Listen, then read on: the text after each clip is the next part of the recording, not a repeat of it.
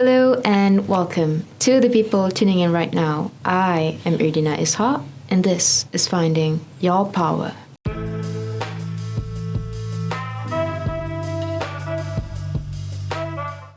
So today we have a truly special guest in the room with us, and it's none other than my work bestie at Astro. His name is Haziq. Yes, hello. I'm the one and only never lonely Haziq. Thank you for having me here, Dina. I'm excited. Okay, thank you for being here, Haziq. And do you wonder why we invite you today?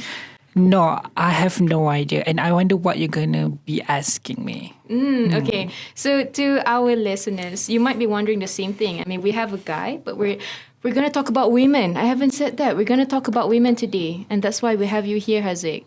So the one thing that I noticed about Haziq during our onboarding week, and just a heads up, both of us are in the Astro Young Talent Program. Yes. So during our onboarding week, when we got to the question like, when are you going to get married? His response was, Oh, it's straight up. Not until we have woman prime minister in Malaysia. yeah, because we both are single. So it came down to that question, and I was like, oh, it was at that point that I realized that he was more of a feminist than I am. And it was an incredible surprise, I would say, a pleasant one. So, Haziq, Yes. why are you a feminist? I wouldn't say I'm a feminist, but I highly value and appreciate women. Yeah. Yeah, because I can feel that support coming from you. You always like voice out, when women are facing any kind of issues and you find it unfair, he would say that. Oh, I didn't realize that. Yeah, Thank you. you do. So my first question to you is, Haziq, what's your story? What is it like growing up that makes you like women? Why do you like women? Okay, to begin with my story, well, back in those days, back in primary school, I was such an expressive kid, and I think that's one of my personality traits that made me enjoy chorus speaking. And you know how chorus speaking, it requires you to be very expressive, to bring the story alive. So you have to deliver it in a way, you have to exude the character. When it's smiling, it's happy. When it's sad, you have to cry. When you are angry, you have to, your arms are akimbo. Yeah. And then I remember that our school team, we won the district level for 2 years in a row in order to get onto the national level. Well, of course, as a kid, it's one of the few things that I really took pride in. And It's a proud achievement. yeah, and then however, life is not always a bed of roses. Why would you say that, Haziq? Because I think when it was around in 2008, Malaysians, including me, we first started using Facebook. And my instructor, who happened to be my teacher, she posted pictures and videos of our winning performances. And then a close friend of mine, she showed me this one particular clips, if I'm not mistaken, or picture. Then there's a close-up of us. And in the comment sections, there's remarks saying, Mina over, Sissy boy, Pondan Bapo, and all the negative words that you can ever imagine, Dina. And the comments are from the boys. The boys, I'm a boy. And they were making fun of me over the passion that I was really passionate about, that I really enjoy. Were those comments made by your classmates? I'm not sure. Random I think, strangers? I think those are peers of my batch. My heart was shattered. My confidence level went down, plummet. And then still in primary school, talking about self-esteem and confidence, I used to get called out by an ustaz. I would say, bless his heart. I still remember his name to this day, Dina, how hurt it is. He called me out during marching practice for sports day in school. I remember he called me out, how he scolded me for not getting the technique right. You know how marching is. You have to be very aligned, your hand straight, everything straight. Yeah. And come on, I'm a kid, right? well, I don't mind getting constructive feedback and instructions, but instead, he called me out by comparing me to a white, seemingly female transgender teacher. I don't get his motive. Why? I don't have boobs, Dina. I didn't have boobs. You can't see that. Yeah. Anyway, And yeah, my heart, it's like, only God knows, Dina, at the time. He did that in front of the other Yeah, kids, right? yeah, So how yeah. did they react to it? No, I didn't look around. I didn't look around because it was very heart wrenching. It's Yeah, like it is. you have no idea, like, only God knows, like, how stick and stones may break my bones, but my soul were breaking apart. You have no idea. And ever since, I always never would let myself involve in activities that involve large crowds. Yeah. Okay. So then, well, now you do get involved in a larger crowd in bigger projects. Yeah. So how did you cope through it? What changed? Okay. Let's fast forward to Form 4. In my high school year, so I got into a co-ed school. I remember, the school was quite participative in extracurricular activities, be it sports, chorus speaking still, drama club, and deep down I know I want to join chorus speaking, right? Because I have the experience. But still, I would say the trauma held me back. I decided to join, but I became the conductor instead because I didn't have to face the audience, the people. That's I didn't have smart. to face the judgment. That's smart. Yeah. Okay. Thank you. I didn't look it that way. And then I remember in the school, a co-ed school, there were these individuals who were very encouraging, who encouraged me to participate in such activities, chorus speaking, whenever I had doubt of myself or anything, or whenever I recall what happened to me back then in school, in primary school. And these individuals who noticed my self-doubt, Were they women? yeah, they were girls. women. They're girls. They didn't see me weak and didn't see me as weak. Whenever I'm going through tough situation, rather they lent me their shoulders even when I cried, even when I hid or showed my vulnerabilities. And with them, I would say I didn't have to be a confident and a strong person who is perfect in every sense. They make me appreciate and acknowledge my imperfection. Yeah. You didn't have to be someone else. Yes, I didn't have to be somebody else.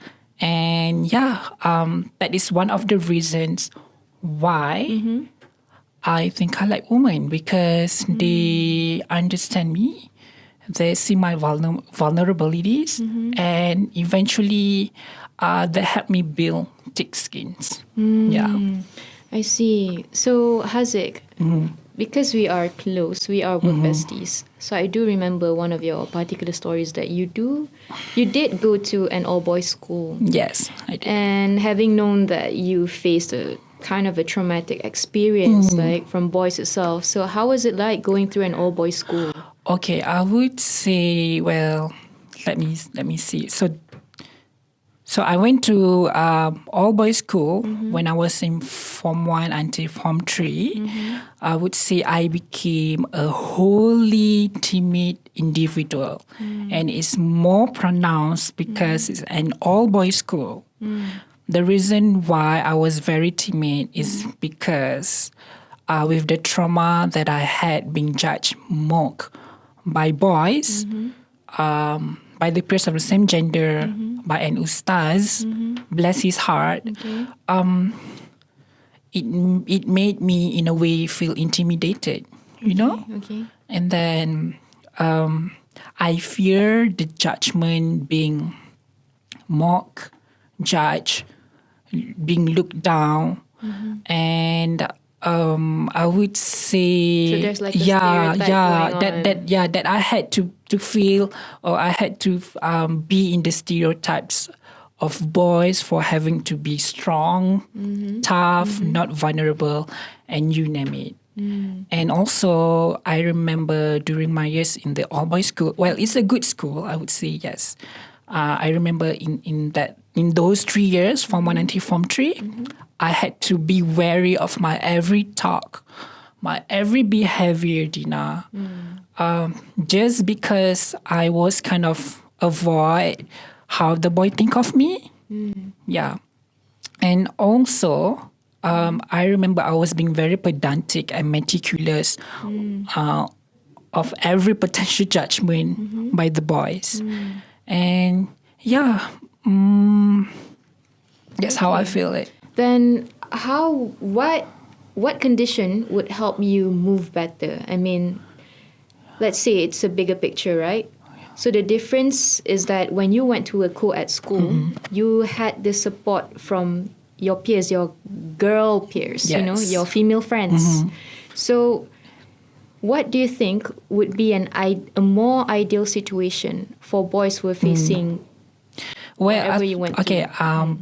In those all-boys school, I think I was being very thankful and grateful that I have like my desk mate. I think he's one of the reasons that made me survive the schools, because he's somebody who's very empathetic. He has the value of a woman, I would say. Who? Nurturing. Who? I remember Brandon Tan. See, I remember their name because Okay. they were being very calm, very nurturing, very listening. They have these values that women have. Empathetic. It's Brandon Tan. Thank you, Brandon. And Lizzie Sheng. Yeah. That's how I see. survive. I would say the values lah. The values, but I think it's more of us being a human, right? Yeah, I don't think yeah. just because you're a man, you shouldn't be empathetic. I don't think it should be I subjected like how you put to it that way. gender, right? Exactly. We all Right. just have You're to be right. humans. Values. So what? Yeah, the values. Let's move on to the next question. Do you have any role models growing up? Because I understand that you went through a lot. So I wondered Thank you. how did you cope through it? Was it through a particular role model?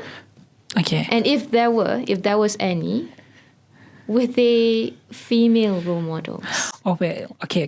I like the questions. But I have a lot of role models that I would say help me maneuvering and navigating my life journey as an adult in a stride. And yes, and they were women. Okay. Mostly they were women. I do have role model who is not woman, but I'm going to say the closest person that is off top of my head is my mom. Oh, okay. Yeah, my mom. Okay, Yes. I Growing up, I would say the siblings, I would say we didn't have a father figure even before my parents broke up and divorced. I remember my mom's days were a juggle of act, from making breakfast for us with tired eyes to fetching us to school back and forth, to go to work, to climbing up the corporate ladder. I see. So she was doing everything. To helping us with homework into late nights and even into paying for all of our needs. Food, clothing, books, bags, shoes, you name it, Dina. Yeah.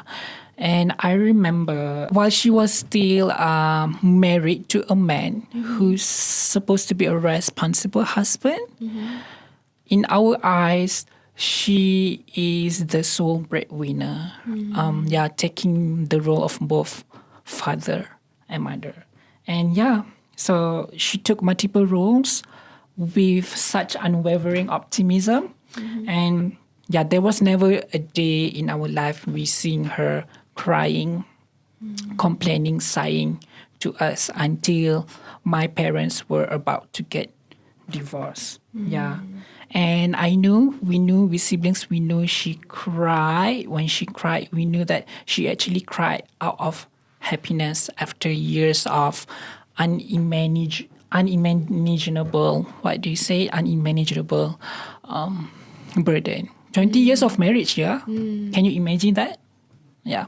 I see. Yeah. So yeah, I'm glad you and your family pulled through everything. Thank you. So I can see that I'm based from your thankful. answer. I mean, you clearly have a lot of role models, but your mom is mainly the main one. Yes. The reason why is it so is because, my mom's years of hard work raising us, all five, including me, five siblings, five children, Yeah, it's not easy. single-handedly, and while climbing up the corporate ladder with sacrifices, resilience, grit, and determination amidst atrocities and adversities.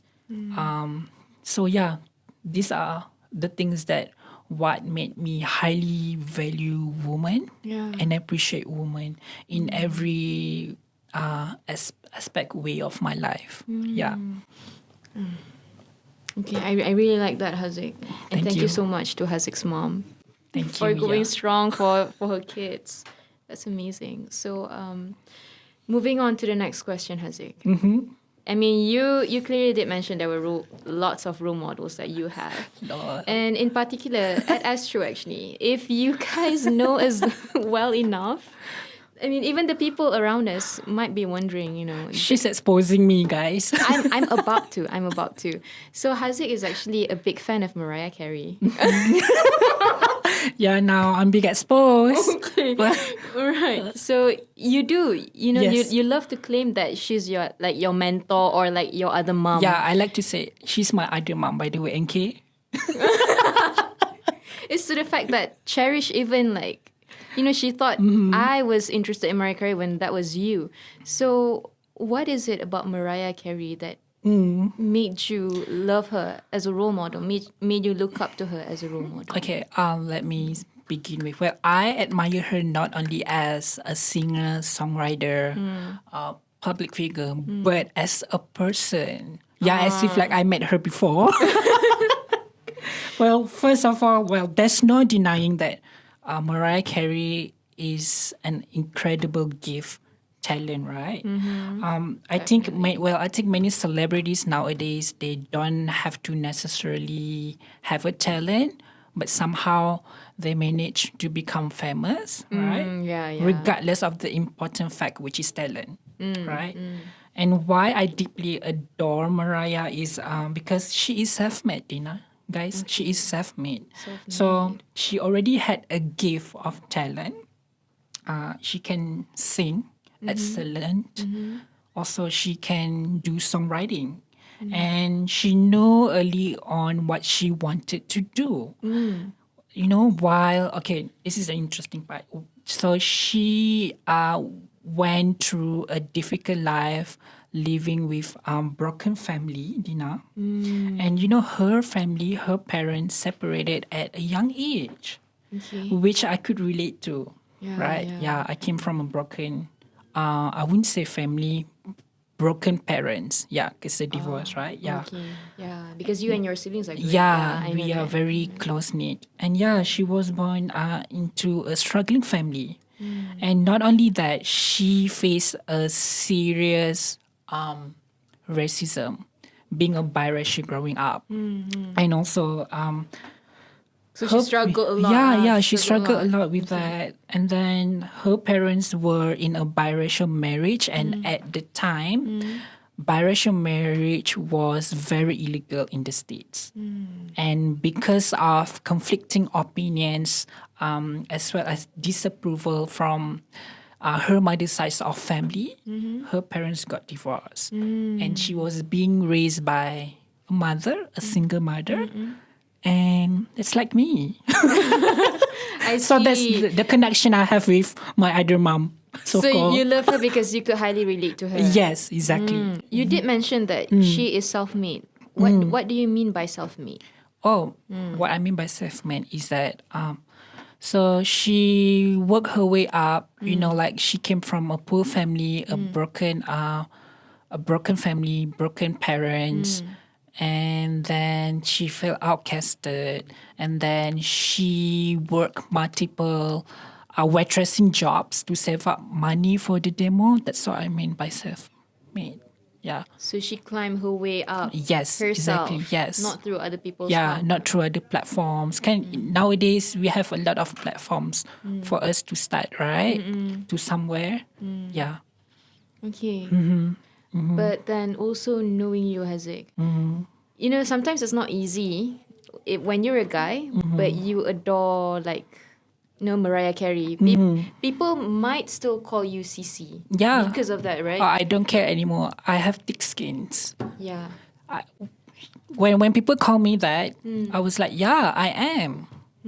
Yeah, Okay. that's my reaction. Yes, So that you won't have say it behind my back. Yeah, see, the thing is, because, you know, when I have a friend, I tend to be very loyal. I hate it when people talk bad about my friend in front of me. Like, they know we are best friends, but they still talk stuff, you know.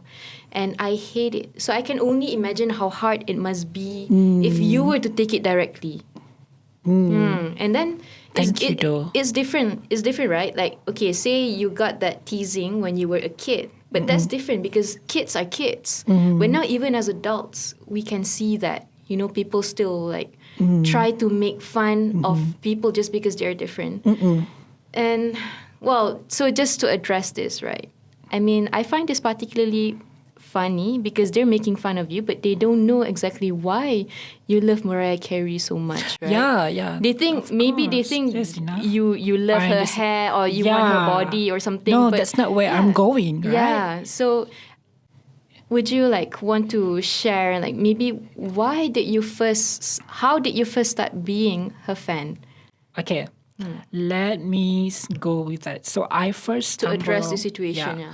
I first stumbled upon her when I heard this song of her on a radio station that my mom always tuned in to. The song is called "Can't Take That Away." Can't take the Yes, the lyrics though may be not flowery and poetry. It's just simply straight up meaningful and relatable to me whenever I recall the trauma that I had back in childhood. And the line goes, they can say anything they want to say, try to bring me down, but I will not allow anyone to succeed hanging clouds over me. And another line, it further goes, because there's a light in me that shines brightly. Yes, they can try, but they can take that away from me. See, those simple, specific lines are so powerful that they help me to forget my so-called trauma.